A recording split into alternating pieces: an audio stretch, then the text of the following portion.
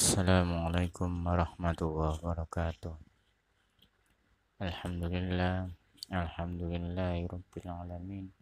Wassalatu wassalamu ala asyrafil anbiya wal mursalin wa ala alihi haqqa qadrihi wa miqdarihil azim.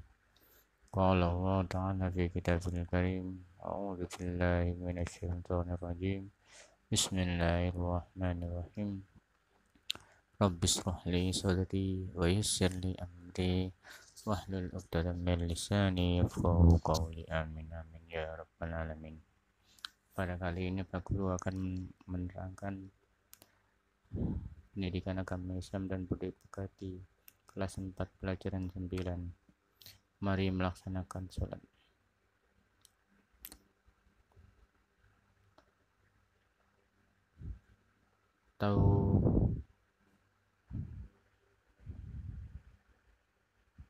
Teman, tahukah kamu bahwa sholat itu dapat mencegah dari perbuatan keji dan mungkar? Hikmah apa yang kita peroleh jika kita sholat? Pada bab ini kamu akan mempelajari keutamaan sholat, makna bacaan sholat, dan perilaku yang menjaminkan pemahaman dan pelaksanaan ibadah sholat. Semoga Allah memberikan kemudahan dan kemurahannya sehingga kita bisa mengambil hikmah sholat tersebut. Amin. Allahumma amin.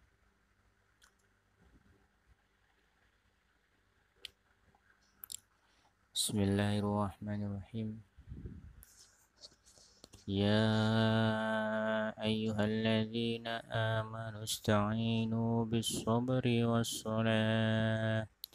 Innallaha ma'as-sabirin. Wahai orang-orang yang beriman, mohonlah pertolongan kepada Allah dengan sabar dan salat. Sungguh Allah beserta orang-orang yang sabar. Surat Al-Baqarah ayat 153.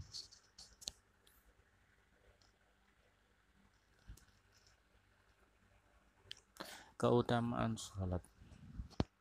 Salat memiliki kedudukan yang sangat tinggi dalam Islam. Dia adalah tiang agama, juga batas pemisah antara keislaman dengan kekufuran dan kemunafikan. Oleh karena itu, Rasulullah memberikan perhatian ekstra terhadap masalah salat. Beliau Shallallahu Alaihi Wasallam memberikan contoh pelaksanaannya secara detail dari awal sampai akhir, dari takbir sampai salam. Ini semua menunjukkan pentingnya salat dalam Islam.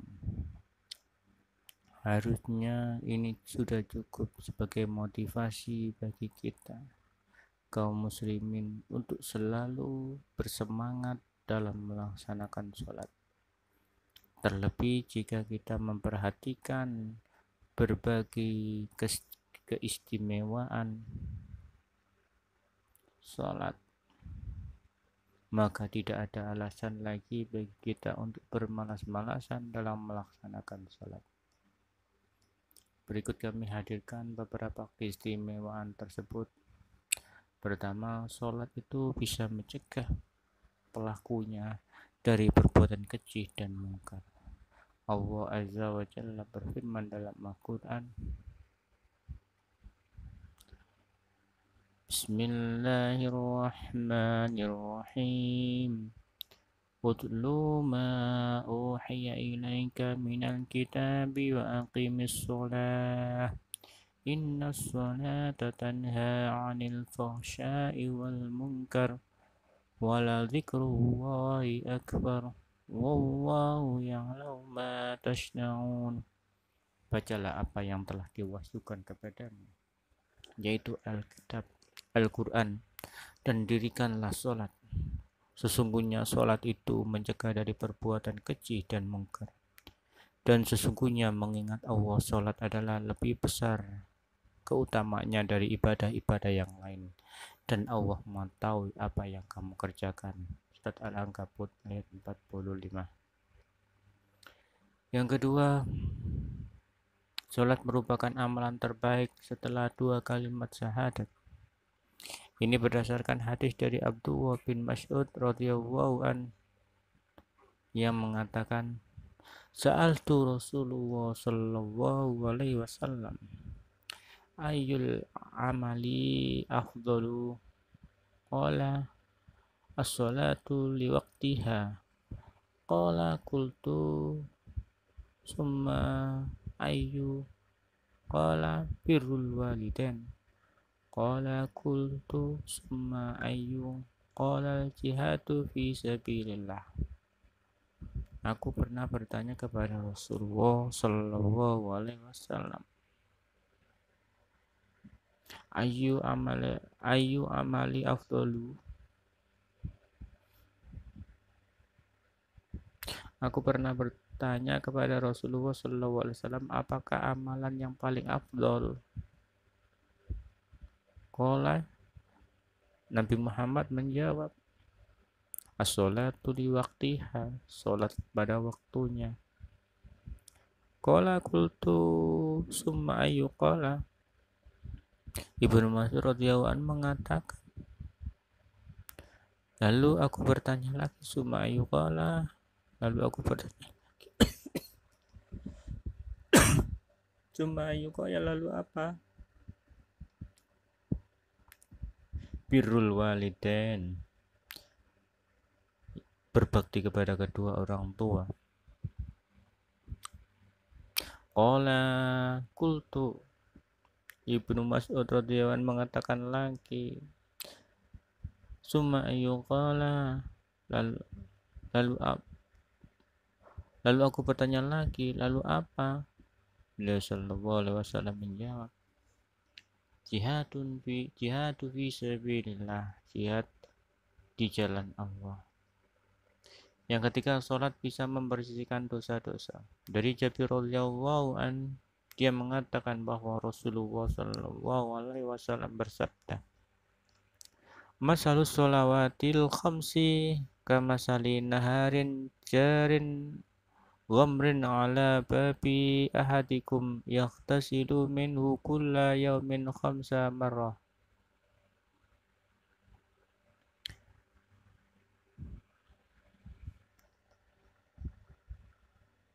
Salat fardu yang 5 waktu itu,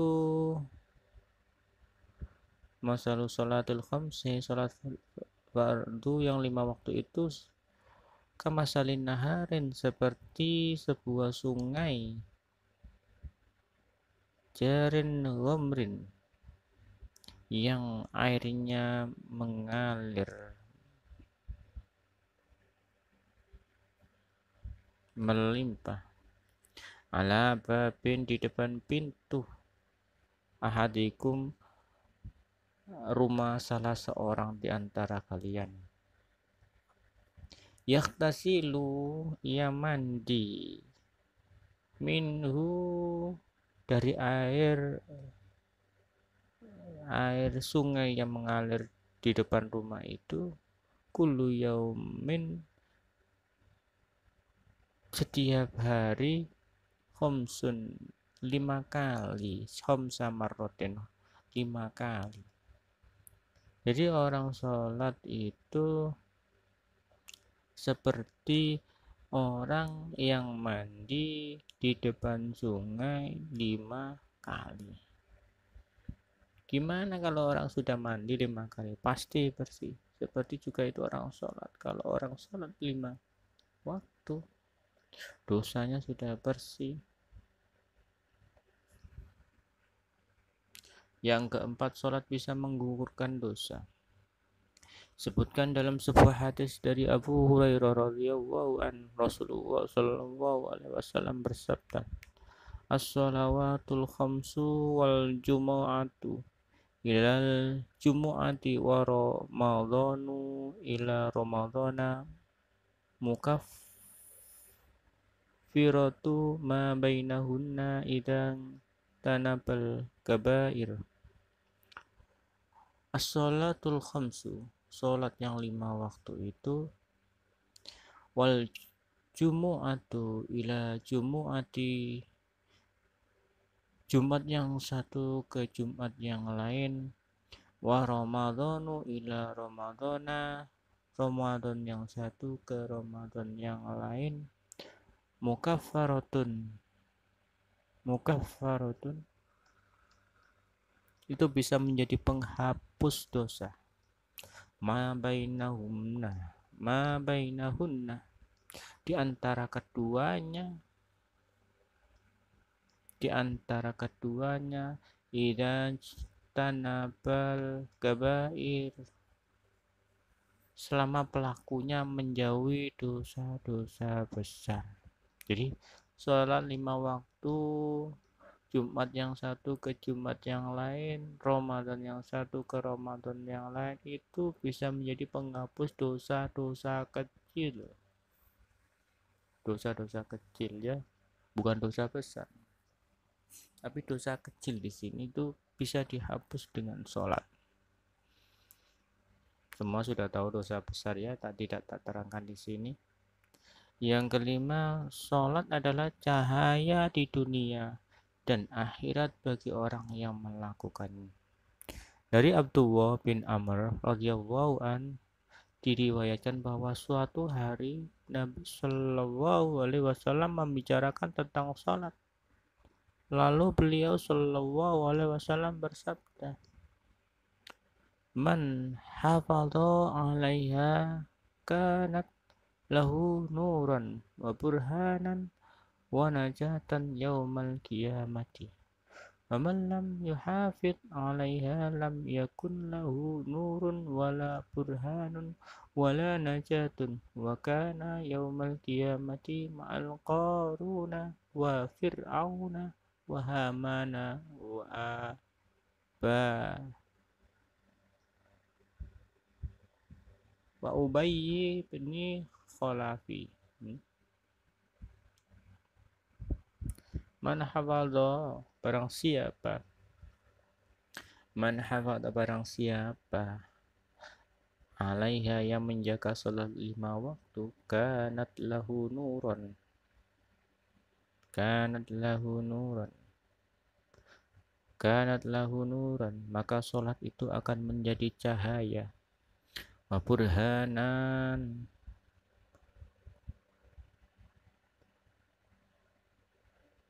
bukti dan keselamatan.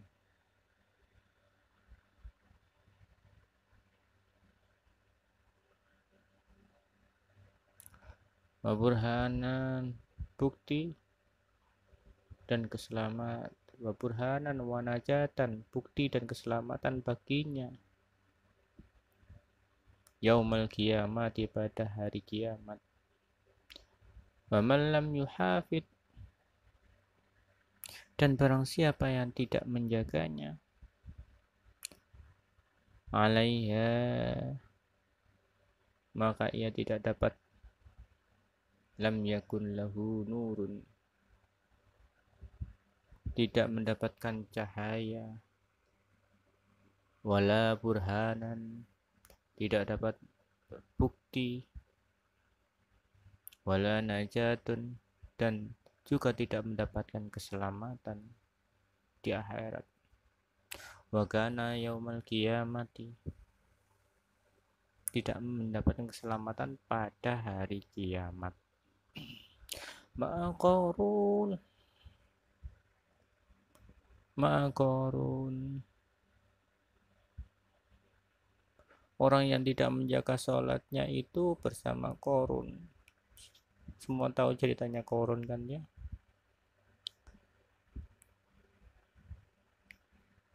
Korun itu punya harta. Awalnya Korun itu tidak punya apa-apa, terus menjadi kaya, terus lupa sholatnya. Akhirnya kalau lupa sholatnya, Allah menenggelamkan harta beserta orangnya. Harta emas itu kuncinya saja, kuncinya Korun saja, apa ya, geledekan kalau bahasa Jawanya itu ya, sak geledekan, dipikul orang 7 tidak kuat kuncinya, gudangnya Mas Korun itu tidak mau sholat, padahal sebelum kaya itu Korun itu ahli sholat,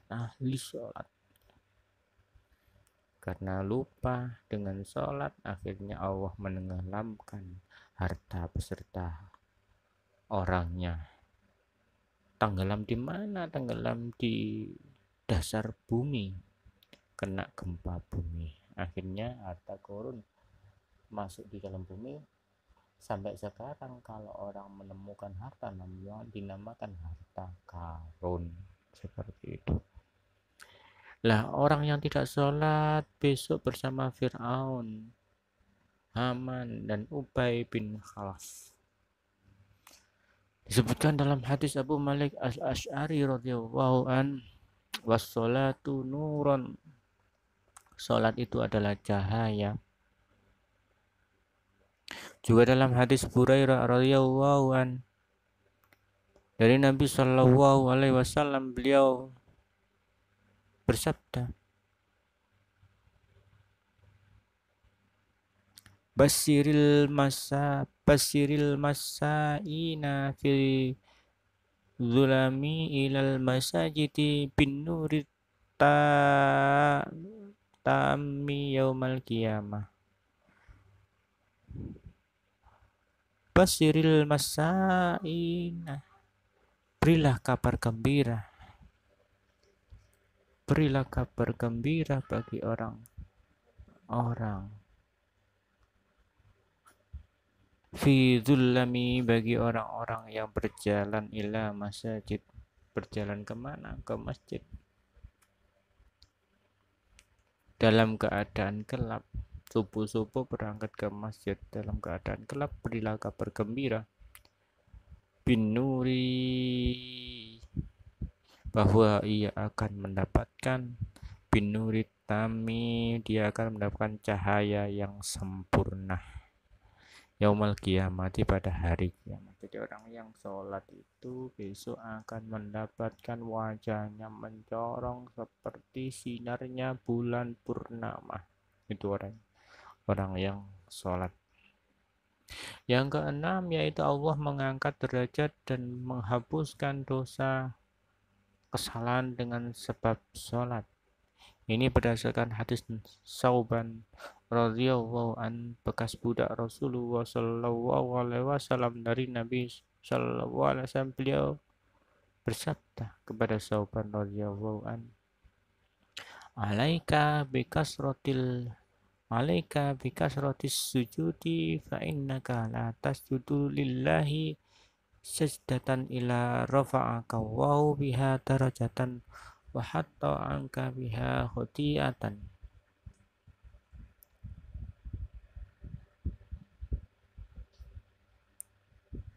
Alaika bikasrotis sujud, hendaklah engkau memperbanyak sujud. Fa innaka la tasjudu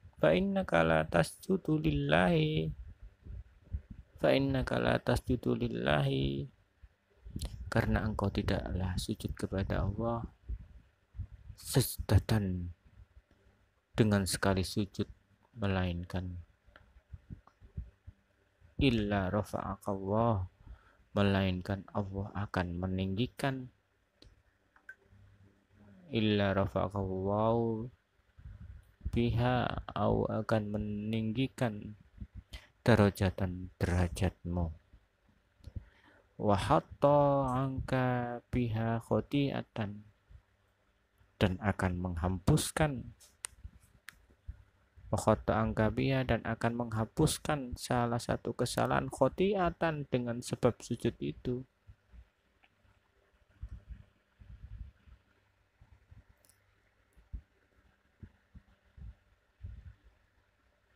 Jadi orang yang sujud itu akan ditinggikan derajatnya sama Allah. Ya, hendaklah engkau memperbanyak sujud, karena engkau tidaklah sujud kepada Allah dengan sekali sujud, melainkan Allah akan meninggikan derajatmu dan akan menghapuskan satu kesalahan dengan sebab sujud. Yang ketujuh, sholat termasuk faktor terbesar yang menyebabkan seorang masuk surga. dengan menemani Nabi Shallallahu Alaihi Wasallam. Dari Robiah bin Ka'ab al-Aslami radhiyallahu an, ia berkata, kuntu abitu ma'a Rasulillah sallallahu alaihi wasallam fa'ataituhu biwadu'ihi wa hajatihi faqala lali sal faqultu as'aluka murafaqataka fil jannati qala awa ghaira dzalik qultu huwa dzaka qala fa'inni ala nafsika bi kasratis sujud.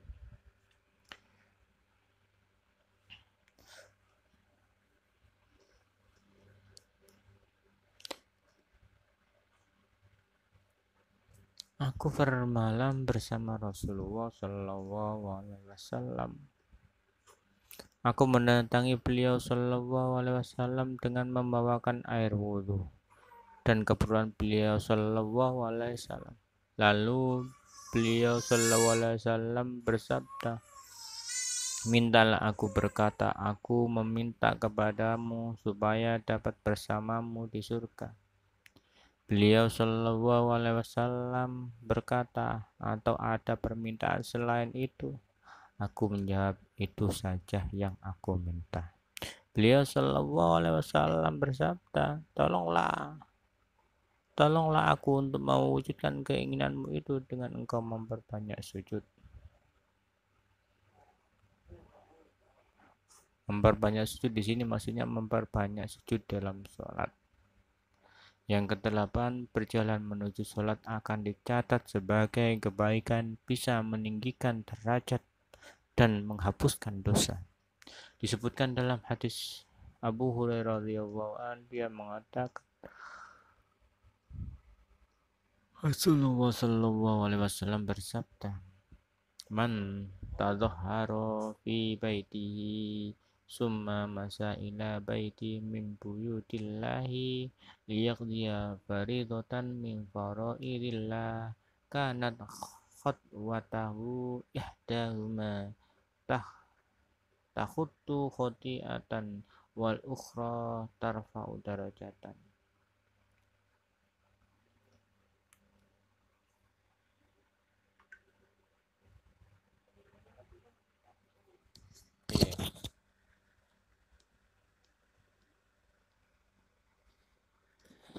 Barang siapa bersuci di rumahnya, lalu ia berjalan menuju salah satu rumah Allah untuk menunaikan salah satu sholat fardu yang Allah wajibkan, maka salah satu langkah kakinya akan menghapuskan kesalahan dan langkah kakinya yang lain meninggikan derajat. Hadis riwayat Muslim nomor 666. Dalam hadis lain Rasulullah Shallallahu Alaihi Wasallam bersabda, "Idza tawadda'a ahadukum wa ahsanal wudu'a summa kharaja ilal masjidi lam yarfa' qadamahul yumna illa kataballahu azza wa jalla lahu hasanatan wa lam yadha' qadamahu yusra illa khattallahu azza wa jalla anhu sayyi'atan." Jika salah seorang di antara kalian berwudu, idza tawadda'a ahadukum fa ahsanal wudu'a, jika salah seorang di antara kalian berwudu,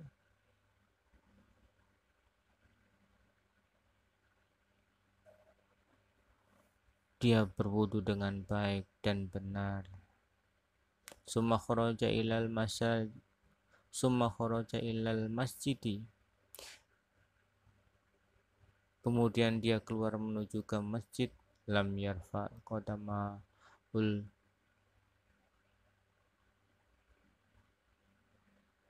maka dia tidak mengangkat kaki kanannya, illa kataballahu, kecuali Allah menuliskan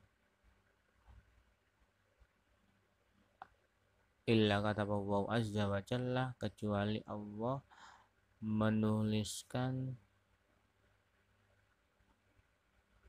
satu kebaikan untuknya, hasanatan, satu kebaikan untuknya,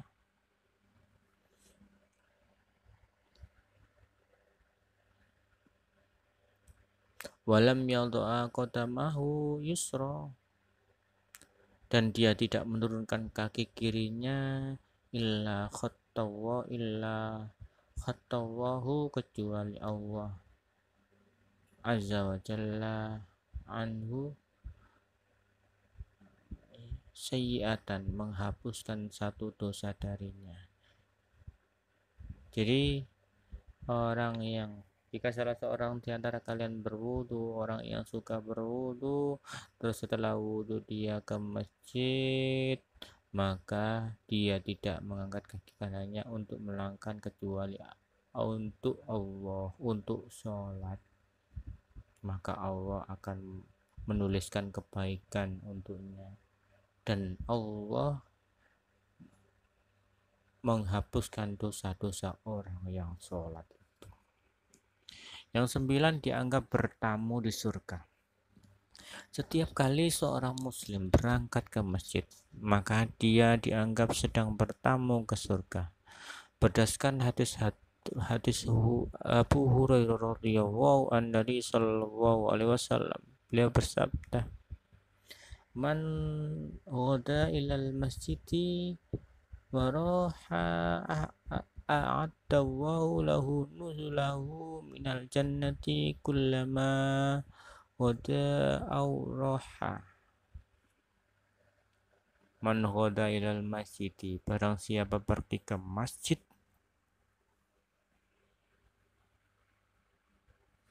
barang siapa pergi ke masjid di waktu pagi, waroha a'adallah, maka Allah azza wa jalla menyiapkan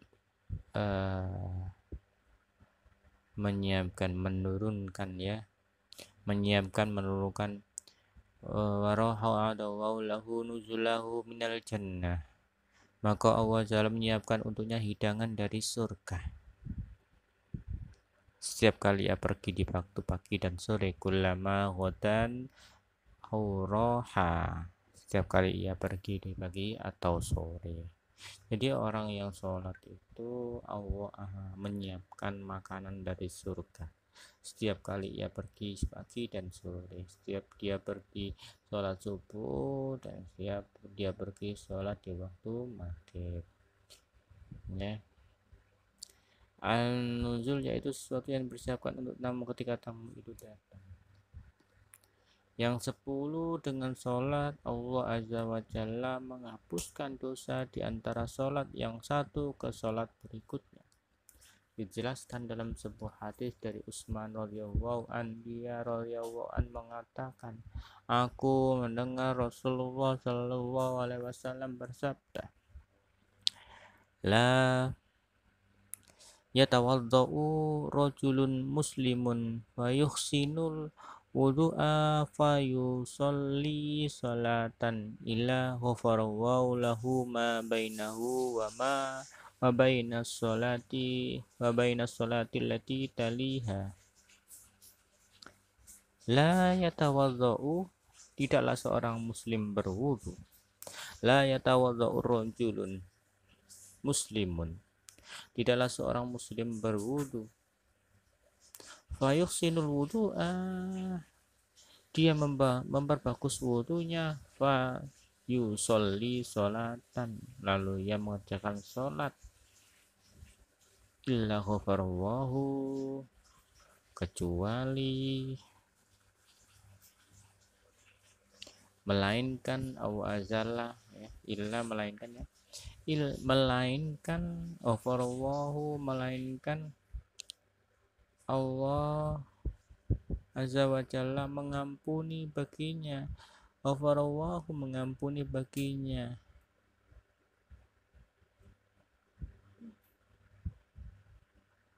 Mengampuni dosa.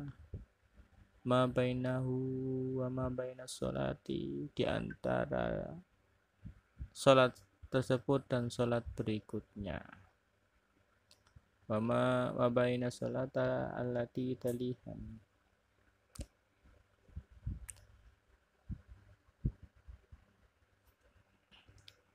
sholat tersebut dan sholat berikutnya. Jadi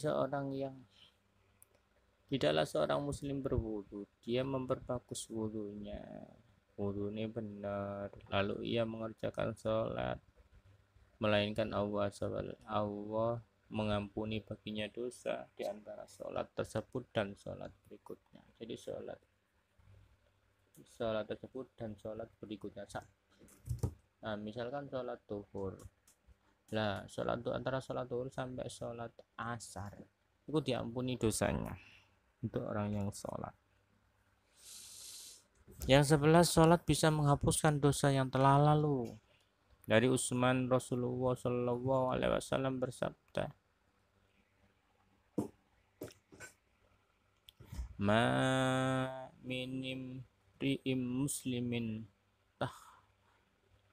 tahduruhu sholatun maktubatun fayuhsinu wudu'aha wa khusu'aha wa ruku'aha illa kanat kafaratan lima qablaha minadz-dzunubi ma lam yu'ti kabiratan wa dzalika dahra kullahu.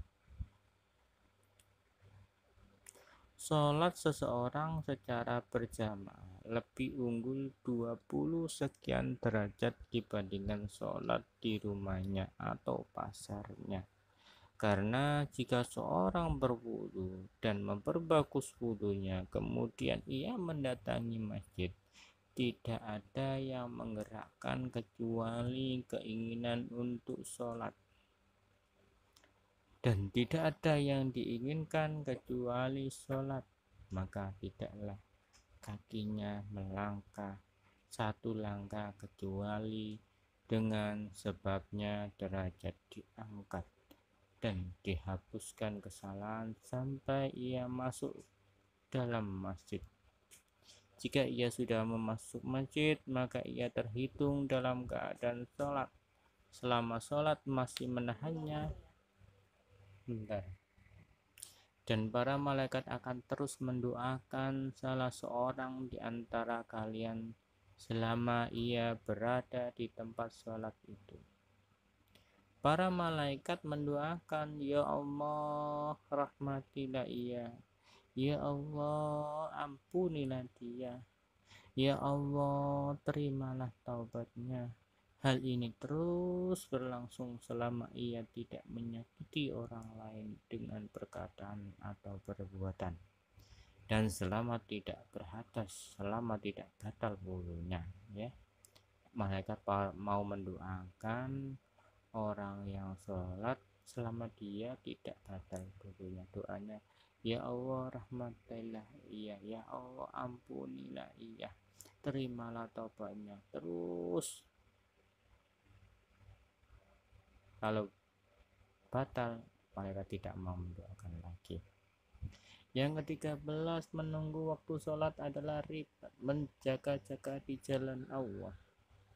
Abu Hurairah radhiyallahu an meriwayatkan hadis yang menyebutkan bahwa Rasulullah Shallallahu Alaihi Wasallam bersabda, ala adullukum ala ma yamhu bihil khotoya wa yarfa'u bihi darajatin. Qalu bala ya Rasulullah. Qala isbahul wudu'i fil makarihi wa kasratul khuta ilal masajidi wan tidharu sholati ba'da sholati fadzalikumur ribatu. Maukah aku tunjukkan kepada kalian sesuatu yang dengan sebab sesuatu itu Allah akan menghapus dosa-dosa kalian dan mengangkat derajat kalian? Mereka menjawab, tentu wahai Rasulullah. Rasulullah Shallallahu Alaihi Wasallam bersabda, menyempurnakan wudhu meskipun di saat tidak menyenangkan, memperbanyak langkah menuju masjid, menunggu waktu sholat setelah sholat, itulah lipat berjaga-jaga di jalan Allah, itulah lipat. Yang keempat, orang yang keluar rumah untuk sholat seperti orang yang keluar berhaji dalam keadaan berihram. Dari Abu Umamah Rasulullah bersabda, man kharaja min baitihi mutatahhira ila sholati maktubatin fa ajruhu ka ajril hajjil muhrimi wa man kharaja ila tasbihiz duha la yunsibuhu illa iyyahu fa ajruhu ka ajril mu'tamiri.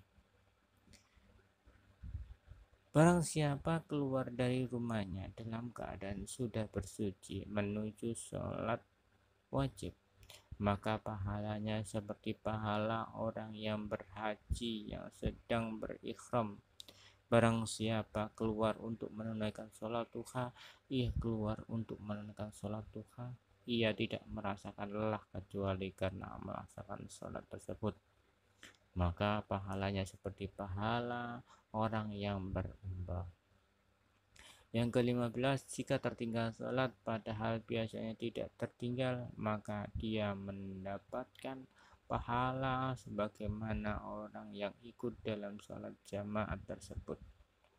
Disebutkan dalam hadis Abu Hurairah radhiyallahu anhu bersabda, man tawadda'a fa ahsanal wudu'a summa raha fa wajadan nasa qad shalla a'tahu Allahu azza wa jalla misla ukhri man shallaha wa hadaraha la yanqudu dzalika min ujurihim syai'an. Barang siapa berwudu dengan baik dan benar, kemudian dia berangkat menuju sholat berjamaah, namun dia mendapati orang yang sudah selesai menunaikan sholat, maka Allah memberinya pahala orang yang ikut dan menghadiri sholat jamaah tersebut. Ini tanpa mengurangi pahala orang yang ikut dalam jamaah tersebut. Yang ke-16, jika seorang yang sudah bersuci lalu keluar untuk melaksanakan sholat, maka dia tetap dicatat sebagai orang yang sholat sampai dia pulang. Pergi dan pulangnya dicatat pahala. Abu Hurairah radhiyallahu anhu meriwayatkan dalam sebuah hadis, dia mengatakan Rasulullah shallallahu alaihi wasallam bersabda, idza tawadda ahadukum fi baitihi summa atal masjida kana fi sholati hatta yarji'a fala yakul hakaza wa sabbaka baina asabihi. Jika salah seorang di antara kalian telah berwudu di rumahnya lalu dia berangkat menuju masjid, maka dia akan tetap berada dalam sholat sampai dia pulang. Maka hendaknya dia tidak mengatakan ini dan itu lalu beliau menyilangkan jari jemarinya. Juga dari Abu Hurairah radhiyallahu an dari Nabi sallallahu alaihi wasallam bersabda, min hini yakhruju ahadukum min manzilihi ila masjidi farijlun tuktabu hasanatun wa rijlun takhuttu anhu sayyatan hatta yarji'u. Sejak salah seorang di antara kalian keluar rumah sampai ke masjidku ini, maka langkah satu kaki ditulis sebagai satu kebaikan dan langkah satu kaki lagi untuk menghapus satu keburukan dosa sampai dia pulang. Alhamdulillah, semoga uraian singkat ini bisa terus menyemangati kita dalam menjaga sholat. Apabila ada kata-kata saya yang kurang berkenan, saya mohon maaf yang sebesar-besarnya. Apabila ada perkataan saya yang keliru dalam pelafalan, Mohon maaf yang sebesar-besarnya, jangan dipakai. Al insanu mahal khata' wa nisan, manusia tempatnya salah dan lupa. Kalau ada perkataan saya benar, itu semata-mata datangnya dari Allah. Ihdinas siratal mustaqim, billahi taufiq wal hidayah wa ridha wal inayah. Assalamualaikum warahmatullahi wabarakatuh.